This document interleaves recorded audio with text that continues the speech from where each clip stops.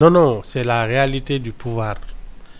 Xam nga man, je t'ai dit, gis nga bii je t'ai toujours dit, nous sommes pas un pays africain, nous sommes un pays en Afrique.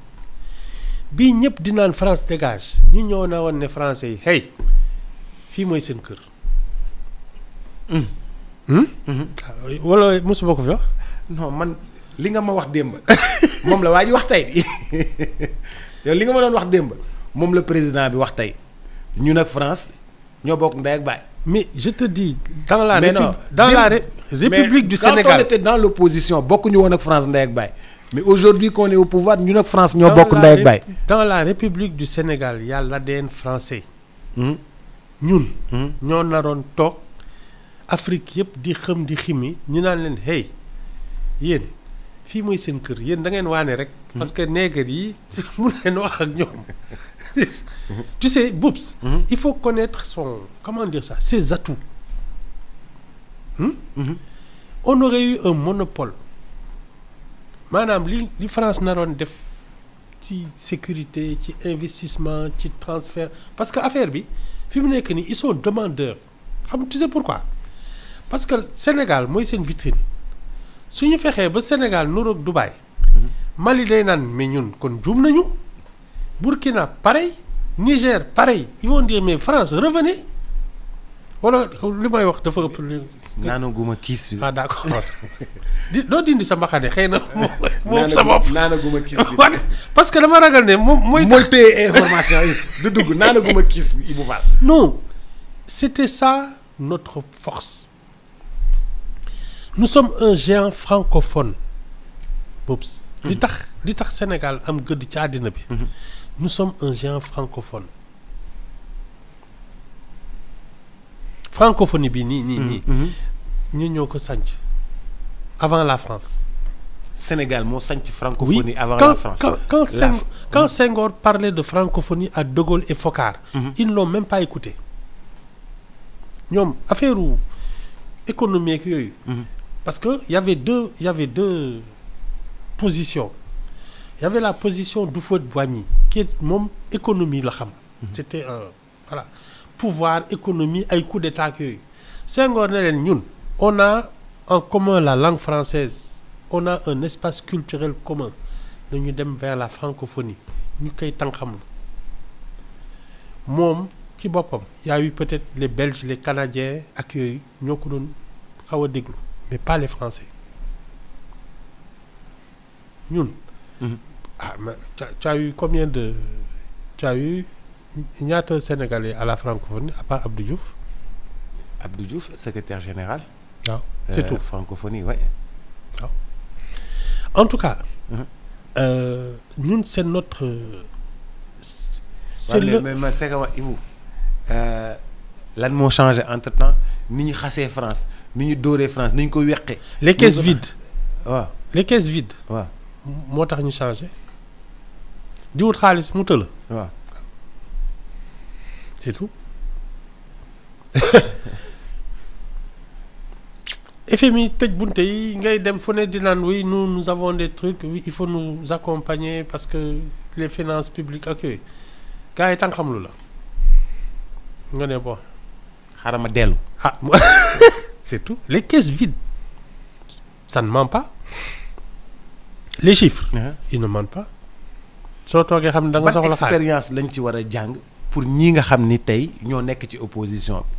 ci lan. ban expérience lañu war a jàng. Non, les gens qui sont aujourd'hui dans l'opposition n'ont pas besoin de qu'on leur explique longtemps parce qu'ils ont été au pouvoir ñoom xam nañu. Les liens séculaires. ñi soog a yegg si. ñoom ñoo musul gouverner mais ñi nekk dans l'opposition. Ils ont tous à un moment ou à un autre gouverné ils savent. Tu n'as pas besoin de leur expliquer. Ah non ouais. mu de. Boubs. li doon xel. bi nit ñi naan France dégage. nga ne français yi vous êtes ici chez vous. léegi nag comme ñoom ils sont demandeurs parce que amatuñu pexe là. France mooy nekk position de force. Non Sénégal moo nekkoon en position de force. Oui, on était en position de force, c'est-à-dire changer notre façon de faire. Hein? C'était ça. ñu jàll ci beneen waxtaan. fépp foo dem jamono yi ci ambassade yi ñu ngi wili pande Sénégal ci incarcération wu ñoom Badara Gadiaga ak ñoom nu mu tuddati Abdou Nguer di dem di ko déposer ci ambassade États-Unis di dem di ko déposer ci yeneen ambassades yi et tout. Les gens pensent que vraiment c'est des arrestations un peu arbitraires comme on dit. Et les gens en France aussi, les gens sont venus manifester un peu pour la libération de Badara Gadiaga. C'est un peu vraiment compliqué. Non. Il y a toujours eu des arrestations arbitraires dans ce pays. Fii. Il y a toujours eu des arrestations arbitraires. Nguur bu fi ñëw. mës na jàpp ay nit. ñuy manifester à l'étranger naan bàyyil fii saaga fii sànni la ay kii ak yooyu. du lu bees. léegi nag ne ku ne c'est malheureusement. mais bu fekkee ne du lu bees xam nga nit yi bu ñu waxee rupture dañoo rupture justice ci la bokk. Oups yow ñi la newoon France dégage. waaw ana ñu ngi France. waaw kon kay rupture amul arrête ça. Ibu loolu dañ koy wax de nit yi dañ ne woon rupture la nit 54% yi. rupture la ñu voté rupture mooy. justice na li mu daan def na ko justice bàyyi. waaw. nu mu tudd Bassirou Diomaye Faye. waaw fi Macky Sall dëkkoon la dëkk. waaw. waaw. avion bi Macky Sall doon dugg lay dugg. waaw. nu mu tudd. son premier ministre. fi Amadou Ba nekkoon la nekk. Petit Palais fi Amadou Ba nekkoon la nekk. waaw. dara changé wu. Y a que les privilégiés qui ont changé. Les privilèges n'ont pas changé.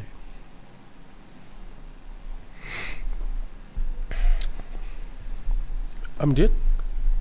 mais Ibou xam nga. arrête ça. mais il faut pas être naïf. dinaa la wax tam li waa réew mi yaakaaroon. dañu yaakaaroon ni bu Pastef ñëwee dootul amati yi parce que ñoom dañ leen a persécuté dañoo wax ne dañ leen persécuté. dañ leen a dóor. dañu leen a ramasse. dañ ko takk bracelet ñu jàpp la. waaw d'accord. nit ñi dimbali leen gunge leen. xeexandoog ñoom. d'accorduñu ci injustice boobu. ñoom ñu ñëw waruñoo def loolu la ñu yaakaaroon. xam nga Boubs. déjà li taxoon ñu leen di parce que xam nga yaa ngi woon ci dëkk bi. waaw gis nga ne taal nañ fi ay alalu jàmbur. waaw y a eu 80 morts. waaw ñi doon complot. dégg nga ñi fi naan maa doon financer ay cocktail molotov. y a eu 2 jeunes filles. qui sont mortes dans un incendie. soo ma nee y a des gens qu'on a arrêtés injustement. c'est trop gros. déjà. Oui. Nous, ce qui a basculé, c'est Macky Sall qui a fait n'importe quoi, qui s'est substitué à la justice et qui a fait n'importe quoi parce qu'il ne voulait pas partir. À partir de ce moment-là, tout s'est affolé. Voilà.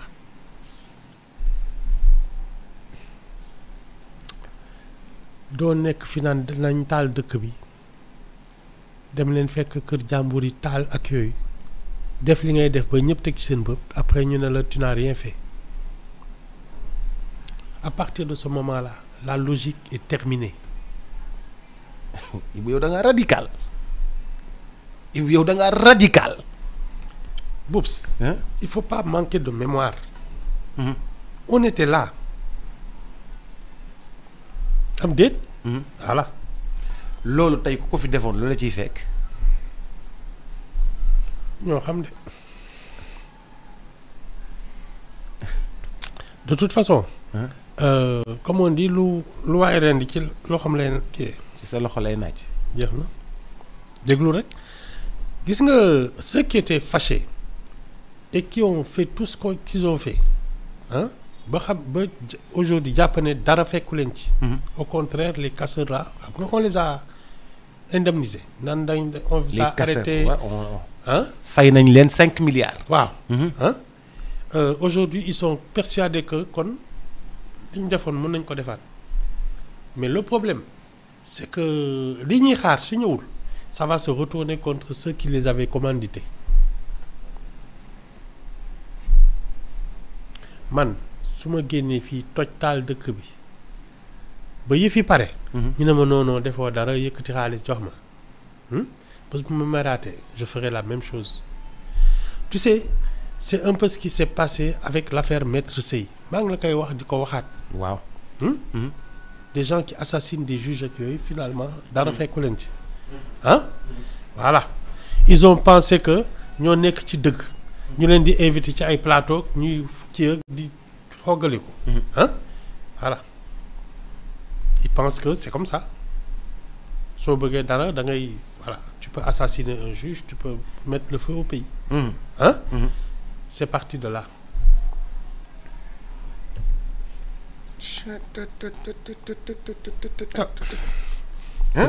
C'est comme ça c'est devenu une tradition nañ taal dëkk bi comme ça ñu xam ne mer nañu.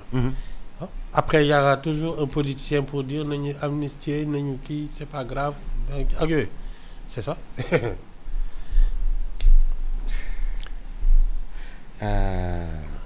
dafa mel ni ñoo ngi commencé jubóog FMI de. soo jubóo France kay jubóog FMI. ça ne peut pas rater. Ibou dafa mel ni ñoo ngi commencé jubóog FMI. nga ne lan waaw. soo jubóo ak France. waaw jubóog FMI.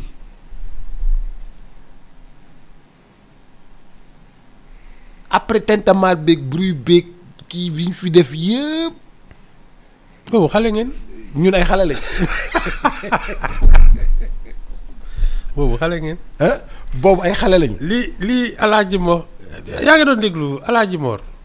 Alaaji ak Cuuna Mbay bu yàgg. waaw tey mu neex. waaw. mës na ne Cuuna Mbay Cuuna yow xale nga Cuuna Mbay ne ko Cuuna Mbay Moussa Diarra la ko doon wax sax.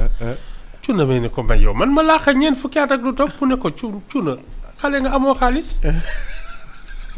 loolu moo leen daloon xamu leen woon xaalis. xamuñu woon xaalis. moo tax ngeen di tëb di dal soo leen levé fii 40 milliards fëgg seen dënn naan oui on a 40 milliards. on a levé 40 milliards. dans la zone UEMOA. mon Dieu.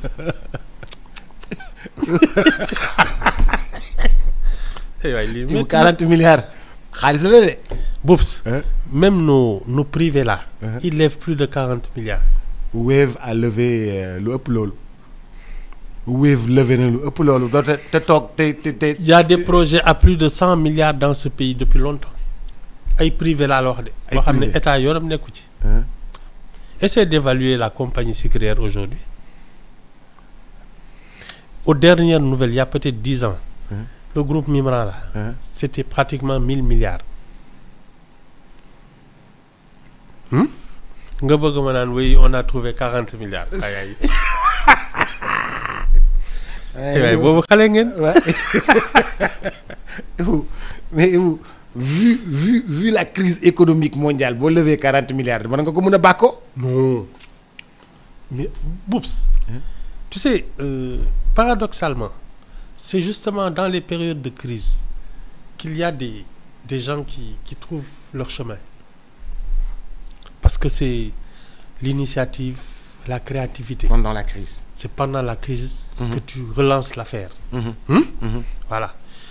Moi, li ma lay wax, nous, on était tellement bien placés pour avoir un monopole sur les investisseurs. Parce que nègre yi toog fi naan way kii souverainisme machin kii ak yooyu. du coup d'état ak yooyu. ñu naan dëkk yi wóorul. Mais attends, tu es le rare pays où il y a une stabilité politique ak yooyu. doo woo ñëpp ne leen mais yéen ñii néegar yi bàyyi leen ñëw leen fii waxuma la France kese mais tous les gros investisseurs on aurait pu être le hub. ñu naan non xam nga ñun France dégage nañ kii seen militaires yi nañ fi génn kii ban attends boobu xale ngeen. mais ñoo ngi commencé mûrir dans Ibou ñoo ngi yeewu de. ah c'est bien ah. ay ca leen góorgóorlu leen. léegi moom ñoo ngi commencé ngi mais xam nga Ibou expérience bi day ñëw au fur et à mesure qu'on pratique le pouvoir. mbaa dag ñuy bëgg a wax ne dañu nañ jàng suñu kaw. ah dañ doon jàng seen kaw moom. D'accord. ah Ibou loolu moom ñëpp d'accord nañu dañ doon jàng suñu kaw parce que. c'est bien. Yeah. mësuñu woon gouverner yow yaa ni sànq ñu mësul woon gouverner ñooy gouverner ñi mësul woon gouverner gi donc dañuy jàng seen kaw kay. ah c'est bien. léegi nag ñoo ngi commencé mûrir. c'est bien di indi ay projet di teg. projet kay amagu leen ko. non si am na. anamu. ah am na ay projet industriel am na. mu yéen non. industriel non am mais na attends. am na Boops. ay projet am na. Boops. ah man dinaa bàyyi jox ak yow. non ay projet am na industriel.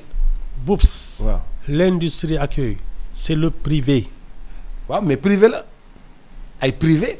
accompagné yow kay bu ma nee ñii parce que privé yi. mais ñii bu ñu Boops. lalul. Boops. bu ñu gungewul privé bi. Boops. defal ko facilitation bi. parce que privé bi du teg dara. Boops yow da nga jël privé bi ne leen yéen ñëpp vous êtes budgétivore tas seen jataay. conseil économique social et environnemental. ah waaye yow léegi nga commencé kii muus. mbaxane bi ma dindi rek. mbaxane moo doon. man de foog naa en tout cas. Boops les privés ñoo nekkoon su Abdou Diouf ñoo nekkoon ci Wade ñoo nekkoon su Macky Sall ils sont encore là politique gu ñu c'est eux qui font la vie économique et sociale. Il y a quelques gens parce que régime bu nekk tu crées tes champions. yow yaa xam lu tax en général xam nga baara yégoo yooyu la. Tu enrichis quelqu'un parce que derrière vous faites des affaires. Mais ceux qui ont toujours fait des affaires sans coloration politique, je peux même dire depuis Senghor ñu ngi fi. Donc c'est pas le régime qui va créer ça. Xam nga régime lan la mën soit tu empêches les gens de faire de l'argent, soit tu favorises leur éclosion. Il y a pas autre chose parce que ñi fi nekk si teg seen xel di naan fii lii mën nañ ko fi def ak lii ñu ngi fi depuis longtemps. Maintenant un régime c'est celui soit qui empêche les gens de travailler soit qui favorise le travail, l'initiative. leneen amu fi ñoom mënuñ fi bàkkoo dara. C'est pas un pays de monter des usines. Tu favorises l'éclosion des talents. Tu encourages l'initiative privée. Voilà. Tu soutiens l'initiative privée. su ma déggee ay premiers ministres naan oui bon on va monter des kii avec Mercedes ma ne attends. Oui mais c'est quoi notre rôle? C'est quoi le rôle de l'État dans ça? mais c'est de donner un espace ci zone économique spéciale bi ZES. Zone économique spéciale jox ko espace mu ñëw. indi ay machine am installé. xam nga loolu mooy lan def montage de voiture. xam nga loolu mooy lan. waaw mooy li ma la wax sànq rek favoriser le travail.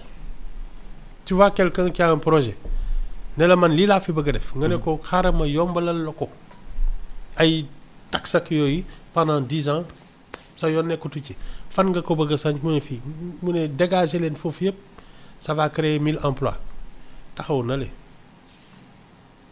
C'est ça le rôle d'un État. Mais c'est ce que l'État a fait. Non soo ma bëggee ne oui on a des projets maanaam yéen a dem indi ay usines di monter ay roues ak yooyu.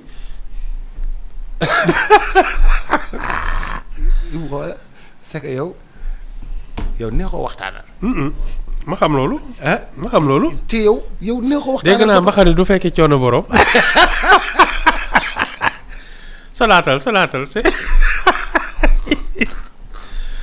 Massa c'est difficile. nee na ma boy tu es le parrain de la mafia. loolu ngay nuru de.